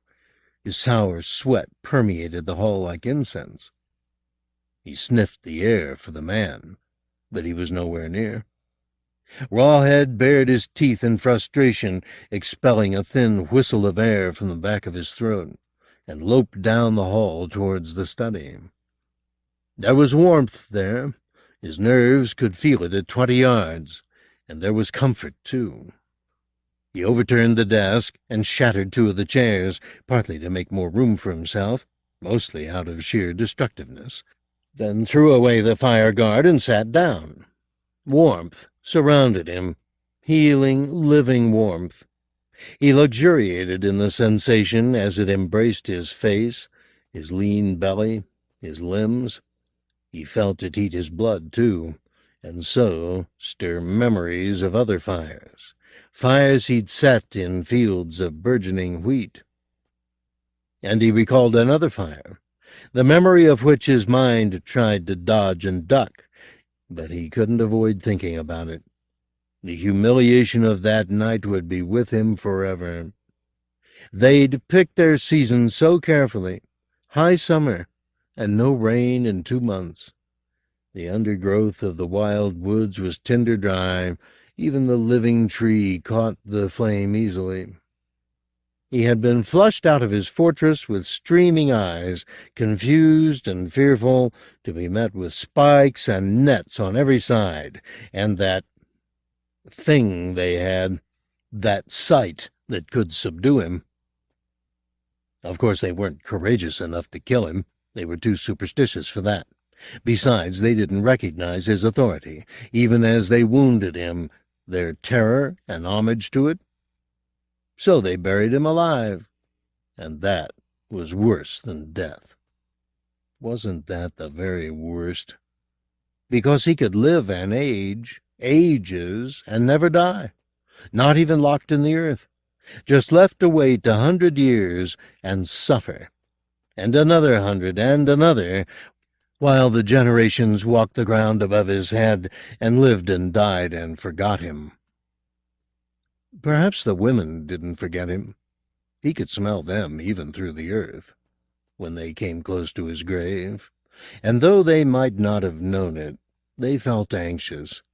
They persuaded their men to abandon the place altogether, so he was left absolutely alone, with not even a gleaner for company. Loneliness was their revenge on him, he thought, for the times he and his brothers had taken women into the woods, spread them out, spiked, and loosed them again, bleeding but fertile. They would die having the children of those rapes. No woman's anatomy could survive the threshing of a hybrid, its teeth, its anguish. That was the only revenge he and his brothers ever had on the big-bellied sex. Rawhead stroked himself and looked up at the gilded reproduction of the light of the world that hung above Coot's mantelpiece. The image woke no tremors of fear or remorse in him. It was a picture of a sexless martyr, doe-eyed and woebegone. No challenge there. The true power, the only power that could defeat him, was apparently gone, lost beyond recall, its place usurped by a virgin shepherd. He ejaculated, silently, his thin semen hissing on the hearth. The world was his to rule unchallenged. He would have warmth and food in abundance, Babies, even. Yes, baby meat. That was the best. Just dropped mites, still blind from the womb. He stretched, sighing in anticipation of that delicacy, his brain awash with atrocities. From his refuge in the crypt, Coot heard the police cars squealing to a halt outside the vestry, then the sound of feet on the gravel path. He judged there to be at least half a dozen. It would be enough, surely. Cautiously, he moved through the darkness towards the stairs. Something touched him. He almost yelled, biting his tongue a moment before the cry escaped. "Don't go now," a voice said from behind him. It was Declan, and he was speaking altogether too loudly for comfort. The thing was above them somewhere. It would hear them, if he wasn't careful. Oh, God, it mustn't hear. "It's up above us," said Coot in a whisper. "I know." The voice seemed to come from his bowels, not from his throat. It was bubbled through filth. "Let's have him come down here, shall we? He wants you, you know. He wants me to." "What's happened to you?" Declan's face was just visible in the dark. It grinned. "Lunatic." "I think he might want to baptize you, too. How'd you like that? Like that, would you? He pissed on me. You see him? But that wasn't all. Oh, no, he wants more than that. He wants everything. Hear me? Everything." Declan grabbed hold of Coot, a bear hug that stank of the creature's urine. "Come with me," he leered in Coot's face. "I put my trust in God," Declan laughed. Not a hollow laugh. There was genuine compassion in it for this lost soul. "He is God," he said. "He was here before this fucking shithouse was built, you know that." "So were dogs." "Doesn't mean I'd let them cock their legs on me." "Clever old fucker, aren't you?" said Declan, the smile inverted. "He'll show you. You'll change." "No, Declan. Let go of me." The embrace was too strong. "Come on up the stairs, fuckface. Mustn't keep God waiting." He pulled Coot up the stairs, arms still locked round him. Words, all logical argument, eluded Coot. Was there nothing he could say to make the man see his degradation?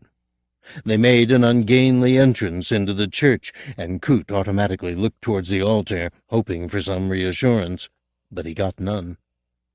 The altar had been desecrated. The cloths had been torn and smeared with excrement. The cross and candlesticks were in the middle of a fire of prayer books that burned healthily on the altar steps. Smuts floated around the church. The air was grimy with smoke. "You did this?" Declan grunted. "He wants me to destroy it all. Take it apart stone by stone if I have to." "He wouldn't dare." "Oh, he'd dare. He's not scared of Jesus. He's not scared of—" The certainty lapsed for a telling instant, and Coot leapt on the hesitation. "There's something here he is scared of, though, isn't there? Or he'd have come in here himself, done it all himself." Declan wasn't looking at Coot. His eyes had glazed. "What is it, Declan? What is it he doesn't like? You can tell me." Declan spat in Coot's face, a wad of thick phlegm that hung on his cheek like a slug. "None of your business." "In the name of Christ, Declan, look what he's done to you." "I know my master when I see him." Declan was shaking. "And so will you." He turned Coot round to face the south door. It was open, and the creature was there on the threshold, stooping gracefully to duck under the porch. For the first time, Coot saw Rawhead in a good light, and the terrors began in earnest. He had avoided thinking too much of its size, its stare, its origins. Now, as it came towards him with slow, even, stately steps, his heart conceded its mastery. It was no mere beast, despite its mane, and its awesome array of teeth. Its eyes lanced him through and through, gleaming with a depth of contempt no animal could ever muster. Its mouth opened wider and wider, the teeth gliding from the gums, 2-3 inches long, and still the mouth was gaping wider. When there was nowhere to run, Declan let Coot go. Not that Coot could have moved anyway. The stare was too insistent. Rawhead reached out and picked Coot up. The world turned on its head.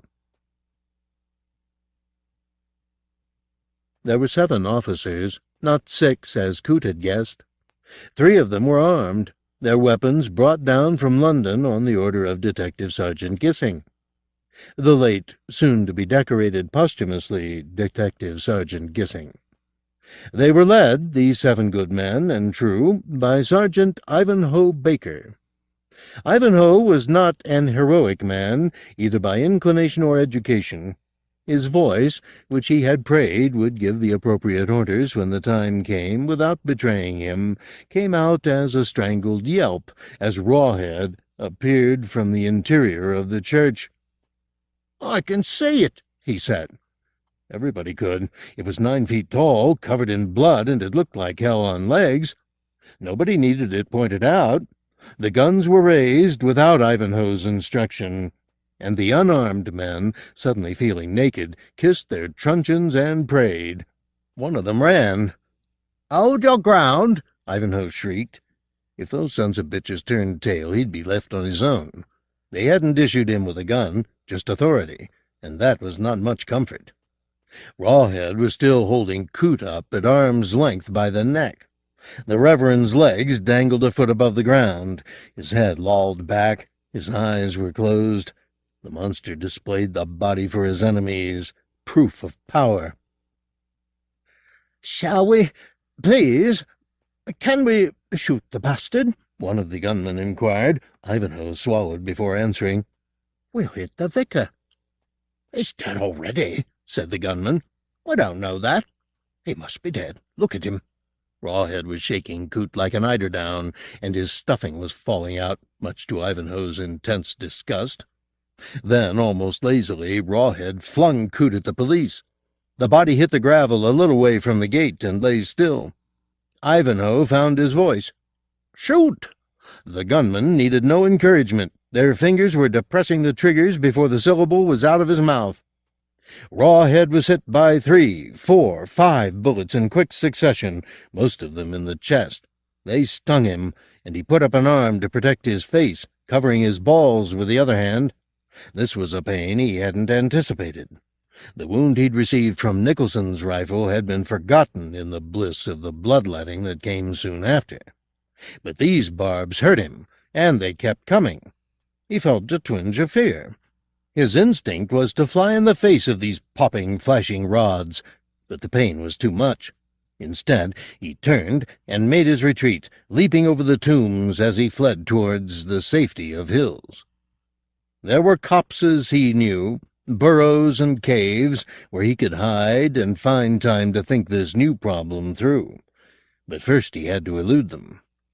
They were after him quickly, flushed with the ease of their victory, leaving Ivanhoe to find a vase on one of the graves, empty it of chrysanthemums, and be sick. Out of the dip there were no lights along the road, and Rawhead began to feel safer. He could melt into the darkness, into the earth. He'd done it 1,000 times. He cut across a field. The barley was still unharvested and heavy with its grain. He trampled it as he ran, grinding seed and stalk. At his back his pursuers were already losing the chase. The car they'd piled into had stopped in the road. He could see its lights, one blue, two white, way behind him. The enemy was shouting a confusion of orders, words Rawhead didn't understand. No matter, he knew men. They were easily frightened. They would not look far for him tonight. They'd use the dark as an excuse to call off the search, telling themselves that his wounds were probably fatal anyhow. Trusting children that they were. He climbed to the top of the hill and looked down into the valley. Below the snake of the road, its eyes the headlights of the enemy's car, the village was a wheel of warm light, with flashing blues and reds at its hub. Beyond, in every direction, the impenetrable black of the hills, over which the stars hung in loops and clusters. By day this would seem a counterpane valley, toy town small. By night it was fathomless, more his than theirs. His enemies were already returning to their hovels, as he'd known they would. The chase was over for the night. He lay down on the earth and watched a meteor burn up as it fell to the southwest. It was a brief, bright streak, which edge-lit a cloud, then went out. Morning was many long healing hours in the future. He would soon be strong again, and then, he'd burn them all away. Coot was not dead, but so close to death it scarcely made any difference. 80% of the bones in his body were fractured or broken. His face and neck were a maze of lacerations. One of his hands was crushed almost beyond recognition. He would certainly die. It was purely a matter of time and inclination. In the village, those who had glimpsed so much as a fragment of the events in the dip were already elaborating on their stories, and the evidence of the naked eye lent credence to the most fantastic inventions. The chaos in the churchyard, the smashed door of the vestry, the cordoned-off car on the north road. Whatever had happened that Saturday night, it was going to take a long time to forget. There was no harvest festival service, which came as no surprise to anyone. Maggie was insistent. "I want us all to go back to London." "A day ago you wanted us to stay here. Get to be part of the community." "That was on Friday, before all this. There's a maniac loose, Ron. If we go now, we won't come back." "What are you talking about? Of course we'll come back." "If we leave once the place is threatened, we give up on it altogether." "That's ridiculous." "You were the one who was so keen on us being visible, being seen to join in village life.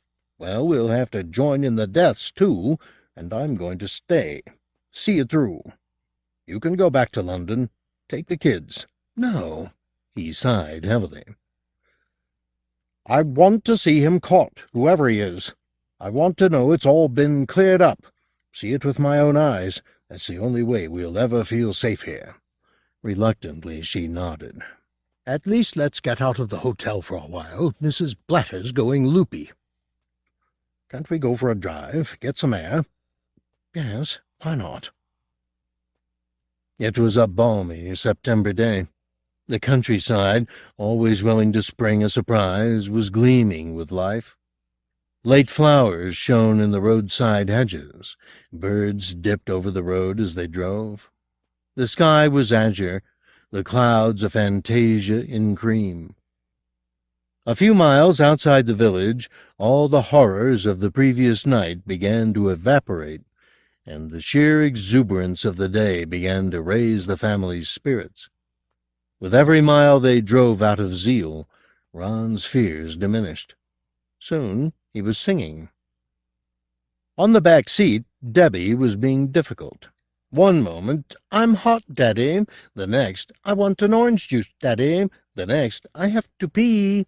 Ron stopped the car on an empty stretch of road and played the indulgent father. The kids had been through a lot. Today they could be spoiled. "All right, darling, you can have a pee here. Then we'll go and find an ice cream for you." "Where's the la-la?" she said. Damn stupid phrase. Mother-in-law's euphemism. Maggie chipped in. She was better with Debbie in these moods than Ron. "You can go behind the hedge," she said. Debbie looked horrified. Ron exchanged a half-smile with Ian. The boy had a put-upon look on his face. Grimacing, he went back to his dog-eared comic. "Hurry up, can't you?" he muttered. "Then we can go somewhere proper." Somewhere proper, thought Ron. He means a town. He's a city kid. It's going to take a while to convince him that a hill with a view is somewhere proper. Debbie was still being difficult.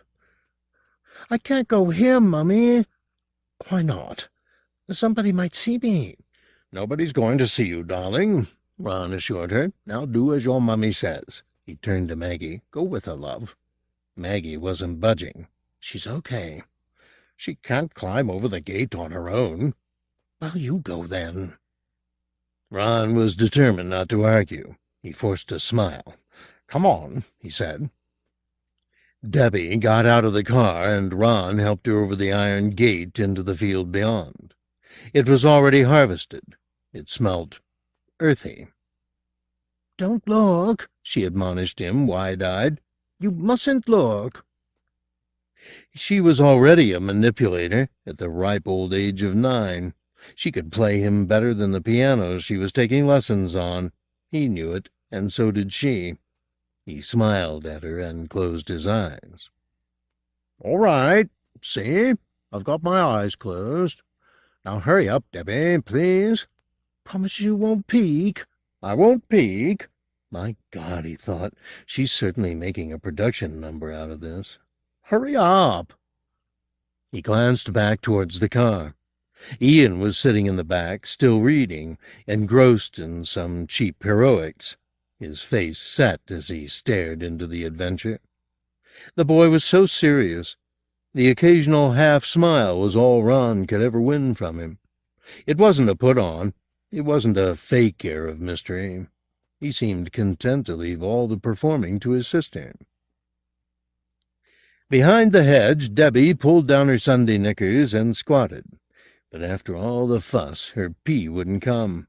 She concentrated, but that just made it worse. Ron looked up the field towards the horizon. There were gulls up there, squabbling over a titbit. He watched them a while, impatience growing. Come on, love, he said. He looked back at the car, and Ian was watching him now, his face slack with boredom, or something like it. Was there something else there? A deep resignation, Ron thought. The boy looked back to his comic book Utopia without acknowledging his father's gaze. Then Debbie screamed, an ear-piercing shriek. Christ! Ron was clambering over the gate in an instant, and Maggie wasn't far behind him. Debbie! Ron found her standing against the hedge, staring at the ground, blubbering, face red. What's wrong, for God's sake? She was yabbering incoherently. Ron followed her eye. What's happened? Maggie was having difficulty getting over the gate. It's all right, it's all right. There was a dead mole almost buried in the tangle at the edge of the field, its eyes pecked out, its rotting hide crawling with flies. Oh, God, Ron! Maggie looked at him accusingly, as though he'd put the damn thing there with malice aforethought. It's all right, sweetheart, she said, elbowing past her husband and wrapping Debbie up in her arms. Her sobs quietened a bit. City kids, thought Ron. They're going to have to get used to that sort of thing if they're going to live in the country.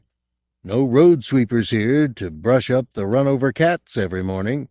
Maggie was rocking her, and the worst of the tears were apparently over. She'll be all right, Ron said. Of course she will, won't you, darling? Maggie helped her pull up her knickers.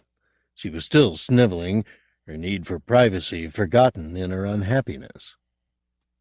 In the back of the car, Ian listened to his sister's caterwauling and tried to concentrate on his comic. Anything for attention, he thought. Well, she's welcome. Suddenly, it went dark. He looked up from the page, his heart loud. At his shoulder, 6 inches away from him, something stooped to peer into the car, its face like hell. He couldn't scream. His tongue refused to move. All he could do was flood the seat and kick uselessly as the long, scarred arms reached through the window towards him. The nails of the beast gouged his ankles, tore his sock. One of his new shoes fell off in the struggle. Now it had his foot, and he was being dragged across the wet seat towards the window. He found his voice. Not quite his voice. It was a pathetic, silly-sounding voice, not the equal of the mortal terror he felt. And all too late, anyway. It was dragging his legs through the window, and his bottom was almost through now. He looked through the back window as it hauled his torso into the open air, and in a dream he saw Daddy at the gate, his face looking so ridiculous. He was climbing the gate, coming to help, coming to save him, but he was far too slow. Ian knew he was beyond salvation from the beginning, because he'd died this way in his sleep on 100 occasions, and Daddy never got there in time. The mouth was wider even than he'd dreamed it, a hole which he was being delivered into head first. It smelt like the dustbins at the back of the school canteen, times a million. He was sick down its throat as it bit the top of his hat off. Ron had never screamed in his life. The scream had always belonged to the other sex, until that instant. Then, watching the monster stand up and close its jaws around his son's head, there was no sound appropriate but a scream. Rawhead heard the cry and turned, without a trace of fear on his face, to look at the source. Their eyes met. The king's glance penetrated Milton like a spike, freezing him to the road and to the marrow. It was Maggie who broke its hold, her voice a dirge. "Oh, please, no!" Ron shook Rawhead's look from his head and started towards the car, towards his son. But the hesitation had given Rawhead a moment's grace he scarcely needed anyway, and he was already away, his catch clamped between his jaws, spilling out to right and left. The breeze carried motes of Ian's blood back down the road towards Ron. He felt them spot his face in a gentle shower. Declan stood in the chancel of St. Peter's and listened for the hum. It was still there. Sooner or later he'd have to go to the source of that sound and destroy it, even if it meant, as it well might, his own death. His new master would demand it. But that was par for the course, and the thought of death didn't distress him. Far from it. In the last few days he'd realized ambitions that he'd nurtured, unspoken, even unthought, for years. Looking up at the black bulk of the monster as it rained piss on him, he'd found the purest joy. If that experience, which would once have disgusted him, could be so consummate, what might death be like? Rarer still. And if he could contrive to die by Rawhead's hand, by that wide hand that smelt so rank, wouldn't that be the rarest of the rare? He looked up at the altar, and at the remains of the fire the police had extinguished. They'd searched for him after Coot's death, but he had a dozen hiding places they would never find, and they'd soon given up. Bigger fish to fry. He collected a fresh armful of songs of praise and threw them down amongst the damp ashes. The candlesticks were warped, but still recognizable. The cross had disappeared, either shriveled away or removed by some light-fingered officer of the law. He tore a few handfuls of hymns from the books and lit a match. The old songs caught easily. Ron Milton was tasting tears, and it was a taste he'd forgotten. It was many years since he'd wept, especially in front of other males. But he didn't care any longer. These bastard policemen weren't human anyway. They just looked at him while he poured out his story and nodded like idiots. "We've drafted men in from every division within 50 miles, Mr. Milton," said the bland face with the understanding eyes. "The hills are being scoured. We'll have it, whatever it is. It took my child, you understand me? It killed him in front of me." They didn't seem to appreciate the horror of it all. "We're doing what we can. It's not enough. This thing, it's not human."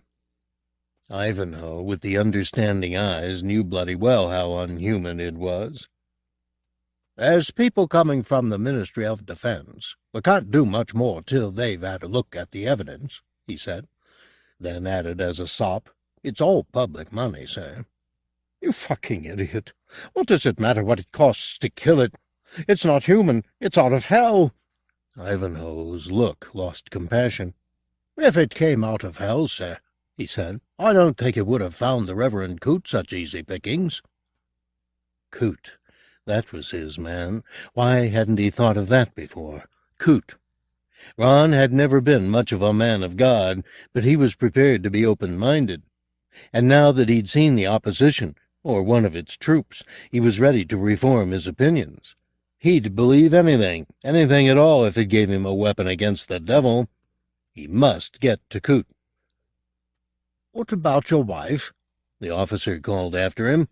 Maggie was sitting in one of the side offices, dumb with sedation, Debbie asleep beside her. There was nothing he could do for them. They were as safe here as anywhere. He must get to Coot before he died.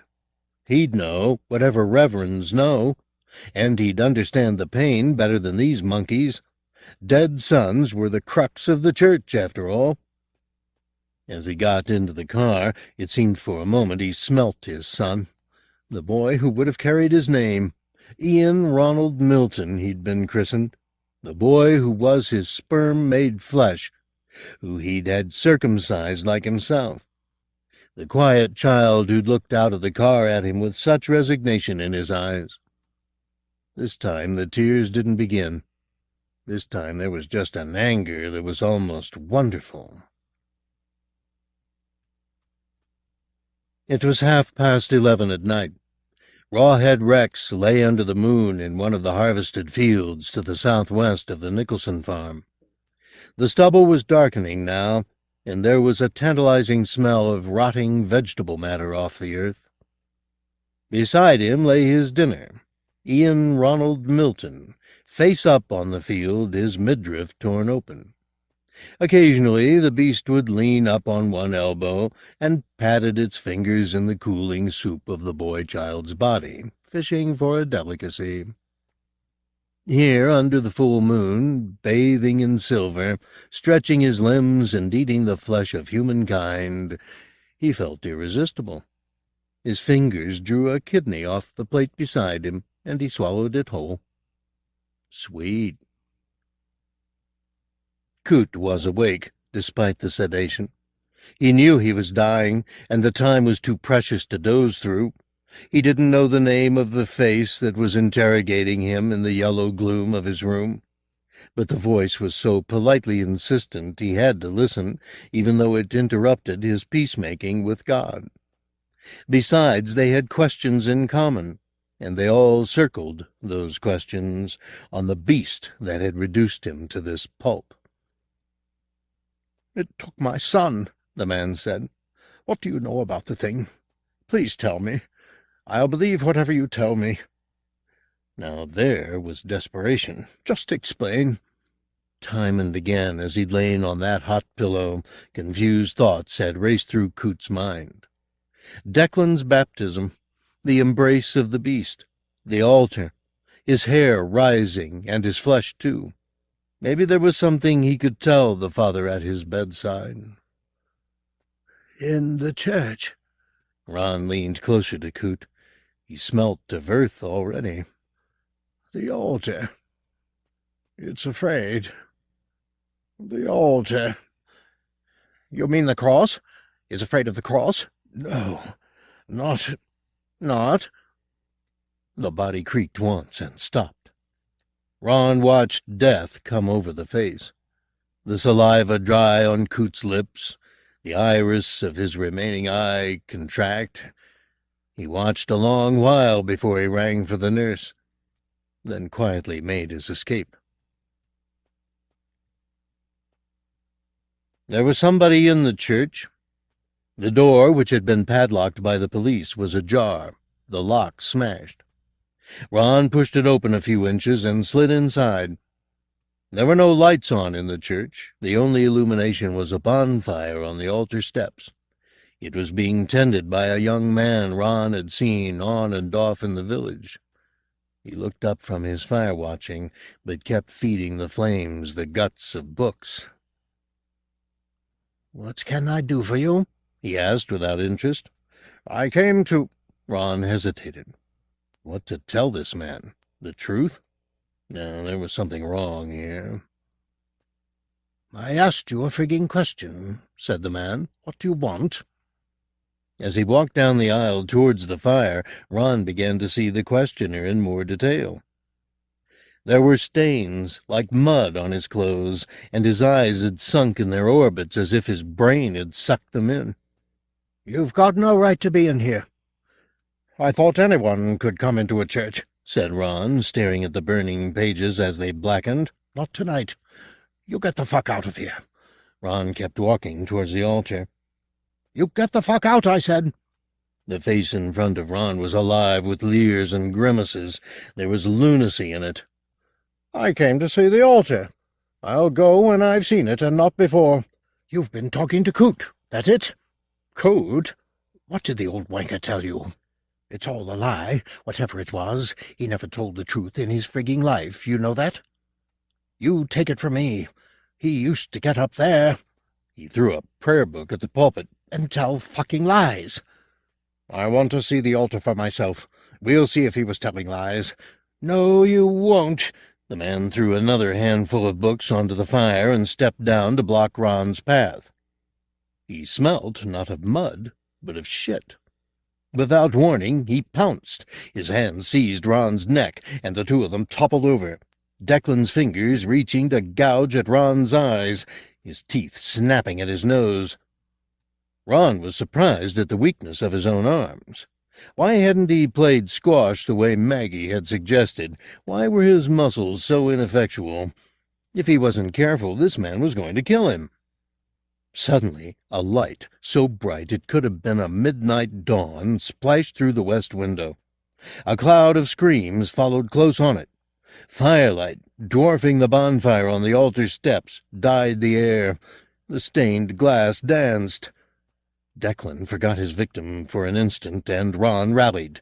He pushed the man's chin back and got a knee under his torso, then he kicked hard.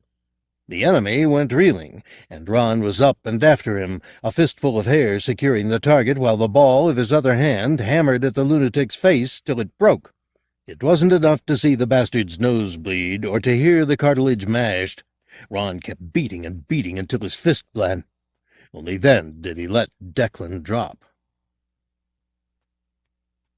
Outside, zeal was ablaze. Rawhead had made fires before, many fires, but petrol was a new weapon, and he was still getting the hang of it. It didn't take him long to learn. The trick was to wound the wheeled boxes. That was easy. Open their flanks and doubt their blood would pour, blood that made his head ache. The boxes were easy prey, lined up on the pavement like bullocks to be slaughtered. He went amongst them, demented with death, splashing their blood down the high street and igniting it. Streams of liquid fire poured into gardens, over thresholds. Thatches caught. Wood-beamed cottages went up. In minutes, zeal was burning from end to end. In St. Peter's, Ron dragged the filthied cloth off the altar, trying to block out all thoughts of Debbie and Margaret. The police would move them to a place of safety for certain. The issue at hand must take precedence. Beneath the cloth was a large box, its front panel roughly carved. He took no notice of the design. There were more urgent matters to attend to. Outside, the beast was loose. He could hear its triumphant roars, and he felt eager, yes, eager, to go to it, to kill it or be killed. But first, the box. It contained power, no doubt about that, a power that was even now raising the hairs on his head, that was working at his cock, giving him an aching hard-on. His flesh seemed to seethe with it. It elated him like love. Hungry, he put his hands on the box, and a shock that seemed to cook his joints ran up both his arms. He fell back, and for a moment he wondered if he was going to remain conscious. The pain was so bad, but it subsided in moments. He cast around for a tool, something to get him into the box without laying flesh to it. In desperation he wrapped his hand with a piece of the altar cloth, and snatched one of the brass candle holders from the edge of the fire. The cloth began to smolder as the heat worked its way through to his hand. He stepped back to the altar and beat at the wood like a madman until it began to splinter. His hands were numb now. If the heated candlesticks were burning his palms, he couldn't feel it. What did it matter anyhow?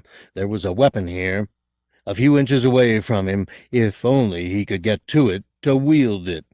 His erection throbbed, his balls tingled. "Come to me," he found himself saying. "Come on, come on.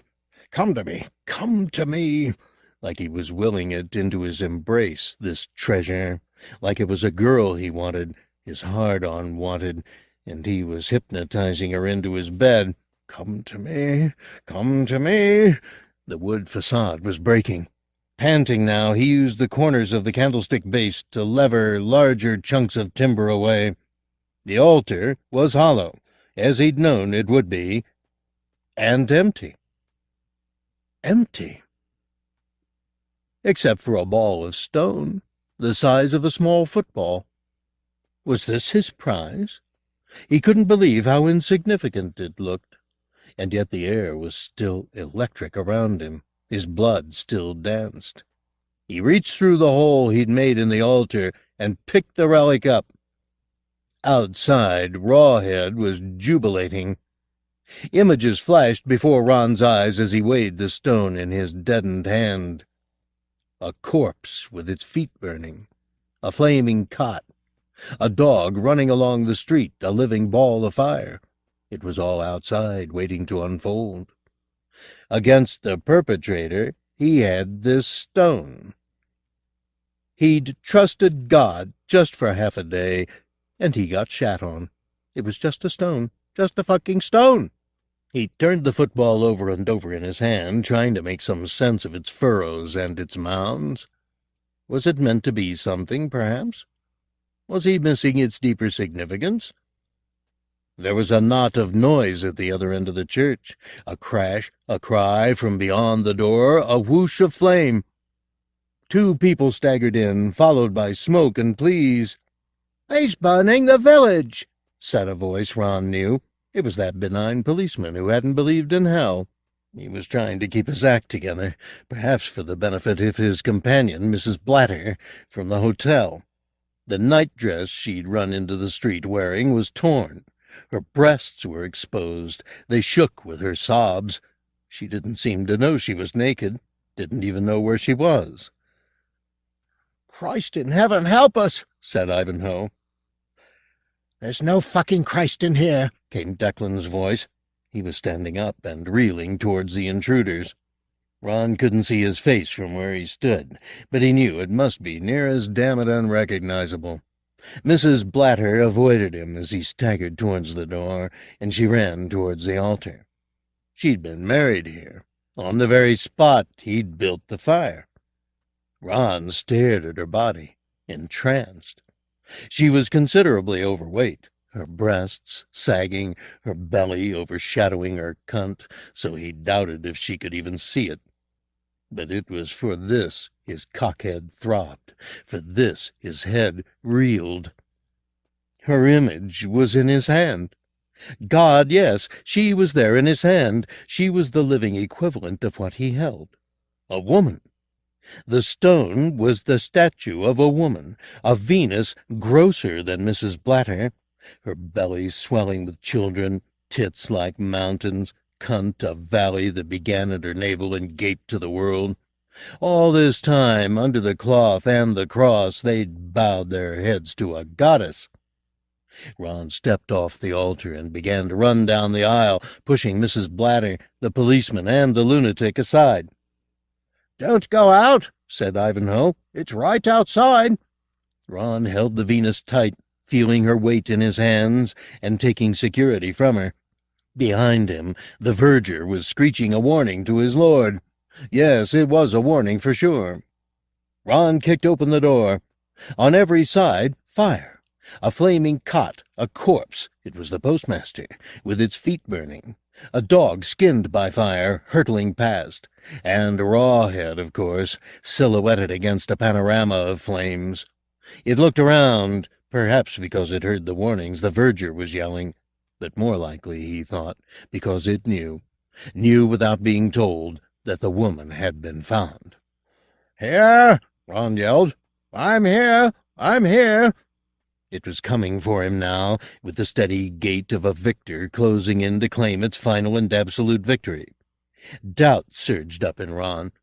Why did it come so surely to meet him, not seeming to care about the weapon he carried in his hands? Hadn't it seen? Hadn't it heard the warning? Unless... Oh, God in heaven! unless Coot had been wrong, unless it was only a stone he held in his hand, a useless, meaningless lump of stone. Then a pair of hands grabbed him around the neck. The lunatic. A low voice spat the word "fucker" in his ear. Ron watched Rawhead approaching, heard the lunatic screeching now. "Here he is! Fetch him! Kill him! Here he is!" Without warning, the grip slackened, and Ron half turned to see Ivanhoe dragging the lunatic back against the church wall. The mouth in the verger's broken face continued to screech, "He's here! Here!" Ron looked back at Rawhead. The beast was almost on him, and he was too slow to raise the stone in self-defense. But Rawhead had no intention of taking him. It was Declan he was smelling and hearing. Ivanhoe released Declan as Rawhead's huge hands veered past Ron and fumbled for the lunatic. What followed was unwatchable. Ron couldn't bear to see the hands take Declan apart, but he heard the gabble of pleas become whoops of disbelieving grief. When he next looked round, there was nothing recognizably human on ground or wall. And Rawhead was coming for him now, coming to do the same or worse. The huge head craned round to fix on Ron, its maw gaping, and Ron saw how the fire had wounded Rawhead. The beast had been careless in the enthusiasm for destruction. Fire had caught its face and upper torso. Its body hair was crisped, its mane was stubble, and the flesh on the left-hand side of its face was black and blistered. The flames had roasted its eyeballs. They were swimming in a gum of mucus and tears. That was why it had followed Declan's voice and bypassed Ron. It could scarcely see. But it must see now. It must. "Here, here," said Ron. "Here I am." Rawhide heard. He looked without seeing, his eyes trying to focus. "Here, I'm here." Rawhead growled in his chest. His burned face pained him. He wanted to be away from here, away in the cool of a birch thicket, moon-washed. His dimmed eyes found the stone. The Homo sapien was nursing it like a baby. It was difficult for Rawhead to see clearly, but he knew. It ached in his mind, that image. It pricked him. It teased him. It was just a symbol, of course, a sign of the power, not the power itself, but his mind made no such distinction. To him the stone was the thing he feared most. The bleeding woman, her gaping hole eating seed and spitting children. It was life, that hole, that woman. It was endless fecundity. It terrified him. Rawhead stepped back, his own shit running freely down his leg. The fear on his face gave Ron strength. He pressed home his advantage, closing in after the retreating beast, dimly aware that Ivanhoe was rallying allies around him, armed figures, waiting at the corners of his vision, eager to bring the fire-razor down. His own strength was failing him. The stone, lifted high above his head so Rawhead could see it plainly, seemed heavier by the moment. "Go on," he said quietly to the gathering zealots. "Go on, take him, take him!" They began to close in even before he finished speaking. Rawhead smelt them more than saw them. His hurting eyes were fixed on the woman. His teeth slid from their sheaths in preparation for the attack. The stench of humanity closed in around him from every direction. Panic overcame his superstitions for one moment, and he snatched down towards Ron, steeling himself against the stone. The attack took Ron by surprise. The claws sank in his scalp. Blood poured down over his face. Then the crowd closed in. Human hands, weak, white human hands, were laid on Rawhead's body. Fists beat on his spine. Nails raked his skin. He let Ron go as somebody took a knife to the backs of his legs and hamstrung him. The agony made him howl the sky down, or so it seemed. In Rawhead's roasted eyes, the stars reeled as he fell backwards on the road, his back cracking under him. They took the advantage immediately, overpowering him by sheer weight of numbers. He snapped off a finger here, a face there, but they would not be stopped now. Their hatred was old, in their bones. Did they but know it? He thrashed under their assault for as long as he could, but knew death was certain. There would be no resurrection this time, no waiting in the earth for an age until their descendants forgot him. He'd be snuffed out absolutely, and there would be nothingness. He became quieter at the thought, and looked up as best he could to where the little father was standing. Their eyes met, as they had on the road when he'd taken the boy. But now Rawhead's look had lost its power to transfix. His face was empty and sterile as the moon, defeated long before Ron slammed the stone down between his eyes. The skull was soft. It buckled inwards, and a slop of brains splattered the road. The king went out. It was suddenly over, without ceremony or celebration. Out, once and for all. There was no cry.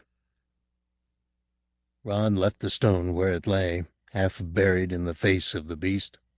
He stood up groggily and felt his head. His scalp was loose. His fingertips touched his skull. Blood came and came, but there were arms to support him, and nothing to fear if he slept. It went unnoticed, but in death, Rawhead's bladder was emptying.